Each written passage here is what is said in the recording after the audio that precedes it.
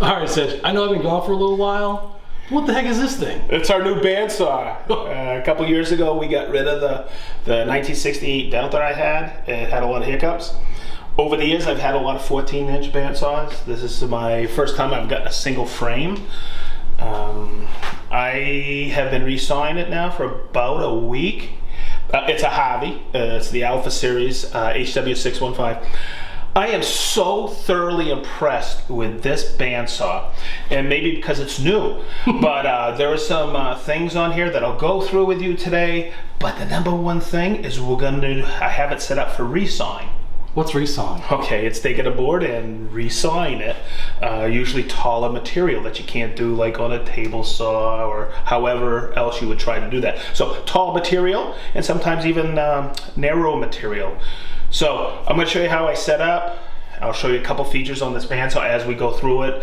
But this is number one of a series of videos we're going to do this fall on bandsawing. That's awesome. This is one of my favorite tools in the shop. Let's do it. Not to go too much into the bandsaw, but one of the things I really dig about this bandsaw is you see this tension lever. I tension that 3/4 blade. Okay, it is tracking perfect because of the tensioning I've done. Now I removed the window, which I have right here, so we could film this. But the way I was taught to set up a blade, I have a 3/4 blade on here for resawing. Okay, and that's my wheel and tire. And when I measure, and I'm gonna see if we can get this, Chris, I use the whole blade from the tip of the tooth to the back. I don't use the center here. I put the center from here to here, and that's on the center of the wheel. I set it up yesterday, so I'm just gonna take this. I'll go into tensioning blades at another time. But I never had these on my older bandsaws and my 14-inch, but I just love this because now I have my tension set for 3/4 and I can release that. Now the reason you have a tension release is because if I left that set up like that for like a week, 2 weeks, 3 weeks, what'll happen is that'll actually start to compress the bandsaw wheel tire. So now when I'm done today, I'll just take it like this. I still have the exact blade tension I want on there the next time, and it's tracking absolutely perfect. Remember, from the tip of the tooth to the back of the blade, find center and then find the center of your wheel. So now I want to make sure that my table is 90 degrees to my blade at full tension. This is important for resawing because you don't want that veneer or that board that you may be keeping angled. So I'm going to take it like this. I'm just going to verify. Okay, I have it at 90 degrees. If I didn't, Chris, come under here.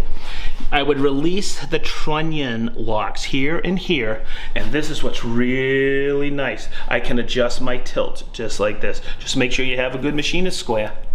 So Big D, take that square and bring it to the fence, and let's check to see if it's 90. The nice thing about where we have this in the shop is I'm actually looking at the garage door that's a white background. Sometimes a little light right here will set it up, but Chris, if you come over here, I'm just gonna walk around. If this wasn't at 90, you have a couple adjustment screws here on the fence. Okay, so we got the blade 90 to the table, yep, and we know the fence is 90 to the table. Everything's locked and loaded. Let's do it. Next, we want to make sure that the fence is parallel. So there's a couple ways to do it. I've done it like this. I've taken my finger right here and made sure it's parallel, okay, when it's locked down, and it's fine here. Now, if you want to get really meticulous with this, you can take something you've milled at 3/4 and put it in the slot and bring this over and just verify you're fine here and it's equidistant all the way across. Okay, if we need adjustment, come here, Chris. You have these two adjustments that you can dial it in and out. There's little Delrin pins in there that run really smooth against here. Okay? Cool. We are just about ready to go. Let's do it. So one of the nice things that I like about this fence is you have the little knob right here that's riding on here.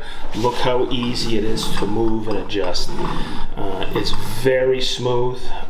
There's a space here and here. You adjust it here. So that little Delrin runs perfectly on there. Awesome. Okay, so when we got this bandsaw, it was set up really well, but I always check for drift, and I always go by a video on YouTube by Michael Fortune, and he shows how to set up a bandsaw once to accommodate for drift. I was taught when I was younger that I would adjust this fence ever so slightly out to accommodate for because the board wants to drift away from the blade or into the blade. So when we start this up, I'm going to cut this board. And I want to point this out to you. And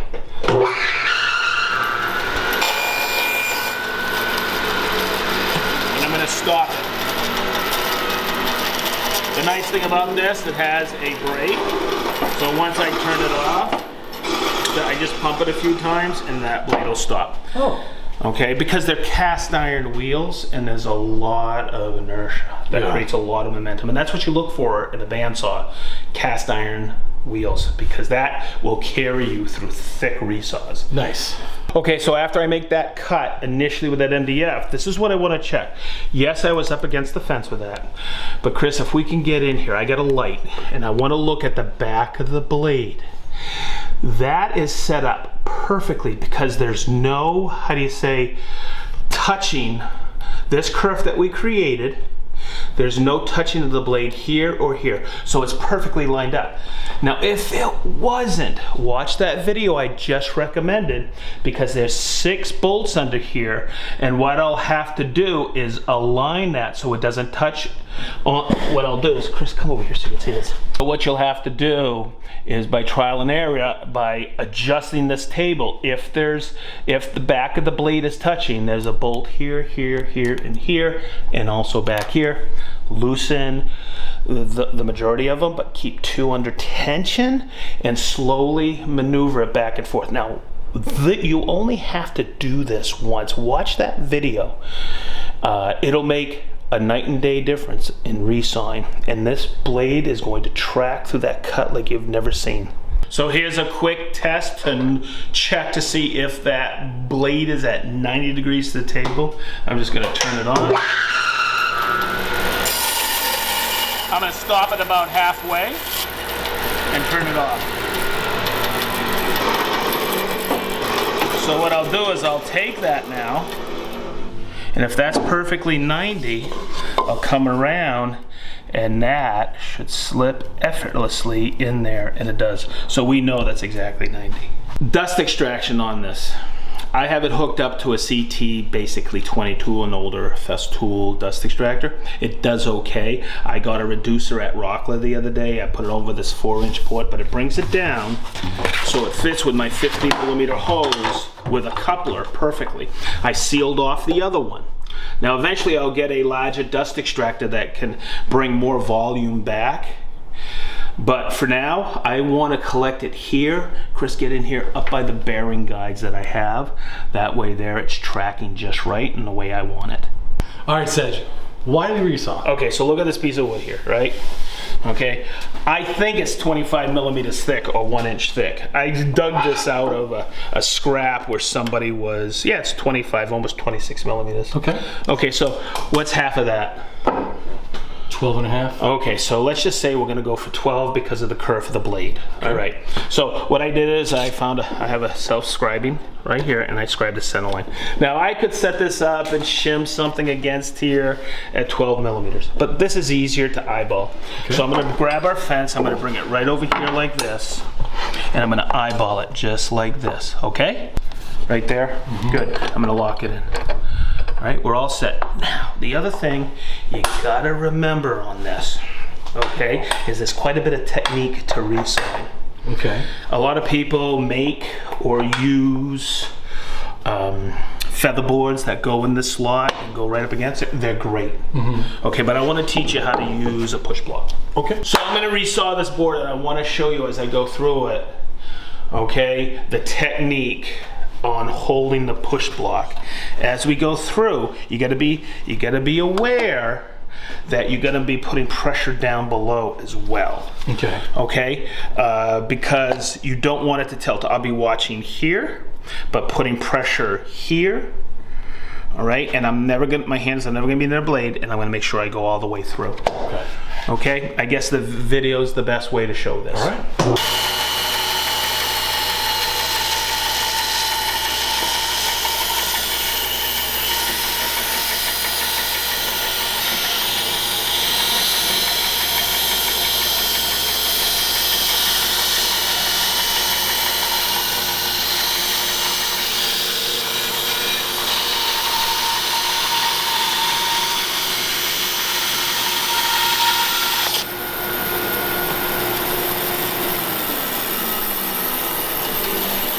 Okay, it looks like we have 1/2 inch or 12 millimeter thick pieces. We'll measure that in a few minutes. But here's the beauty of woodworking. When you have a nice piece like this, okay? Yes, I saved it for many, many years because I knew I could resaw it. It's called book matching. In other words, with a book, you open it up. Okay. And this is what happens inside. Oh, wow. Now I just have to join it, but look how beautiful that grain runs. Isn't that sweet? Yeah. Oh my God, feel that, Big D. And that's using our eyes to line it up, but that's pretty daggone close by eyeballing it, right? Yep. That's awesome. So there you go. That's one of the reasons to resaw. But I'm going to go through another one here in a minute. Okay. That I love a bandsaw for. It will save me a boatload of time with Russ. Okay? Sounds good. Recognize this piece of wood? Yeah, I was gonna say it has those nice arrows from when we were planing it, right? Yeah, we were thickness planing, the one where no one could hear us over the planer. What? Okay, so this is why I have missed a bandsaw in the shop. Okay, I was so stoked to get this bandsaw. If we measure this and we plane this, I remember it started out about, I think it was 6/4, which is 1.5 inches. Okay, and we passed it through quite a bit, didn't we? Just a few times. Okay, yeah. It was a huge time suck. Let's measure it where we're at now. I think we stopped at about 1 inch or 24.79 millimeters, roughly 1 inch. Okay, we need to take this down for a project to what? About 18 millimeter, roughly 3/4. I like 18 millimeter, I use it all the time. So let's look at this. I'm gonna take this to 18. Okay, and when I look at that, look at all of that. From here to there, that's a ton of passes, isn't it? Yeah. Well, what I like to do is I like to set up the bandsaw to remove quite a bit of that. We have it fairly jointed here, and this is jointed here. That's what we did in the video. So let's take a little bit more off of that. Let's do it. So with that board, we're about 1 inch. I don't want to remove too much because we're still, because of the bandsaw marks on the board, you'll see, we still have to plane it. Okay. Okay, but I like to use setup blocks for this operation, and I'll show you. These are really nice. They're magnetic and they stick to the blade. I think you get them from Kata. Okay, but this is what I really dig about it. You see the little recess? When I'm setting up the fence for 1/8, yeah, I could use the scale here, but when I slip it in, watch, that little recess in this gauge block is for the set of the tooth, so you don't have to ruin it by setting it up. So I'm going to take that, I'm going to bring it in like this, and you'll see where it just sets up perfect, and I'll lock it in. Oh, wow. Now the nice thing is I can just slip that out and not ruin the set of the blade. Okay, Big D, it's time for you to resaw. I'm gonna cut this piece. I want you to see again how I put pressure on here, and as I go through, and then I'm gonna have you resaw that piece we just set up with. Let's do it. Okay.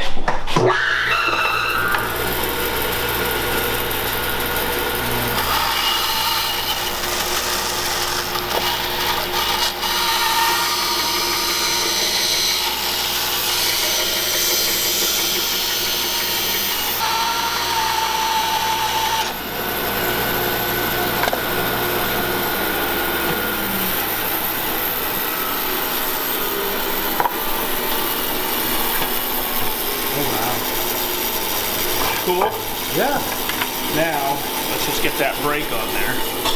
So you're gonna see, that was like about 25? Okay, we just took that off, and I wanna point that out. Look, with the curve of the blade, we're about 21, okay, all the way down, so we know we have it. That'll allow a few passes back and forth to do our final dimensioning. We just saved about 10 minutes for this board. Nice. So that's about an 1/8 inch thick piece. Let's just measure it out. Oh, look at that, 3.2, 3.1, okay. We will save this because I know someday we'll have to use this for another project. You betcha. Good, just slide it back. There you go. You don't have to put a ton of pressure.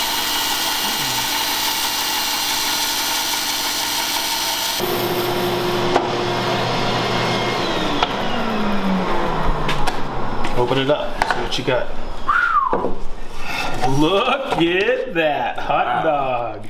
That's beautiful. You betcha. So that was really good, Big D. You did a good job. It was nice and consistent. I want to point out a couple of things. See right here, you have that little dip. That comes with doing it more often. That may have been a little hesitation in pushing and learning how to use the slide to push block. Okay, but of course, and hopefully you can see this in the camera, there's a lot of, I'll do it like this, Big D. I'll grab a light. You're gonna see, and this is what the set of the blade does. It creates these little marks. You might have seen it on boards before.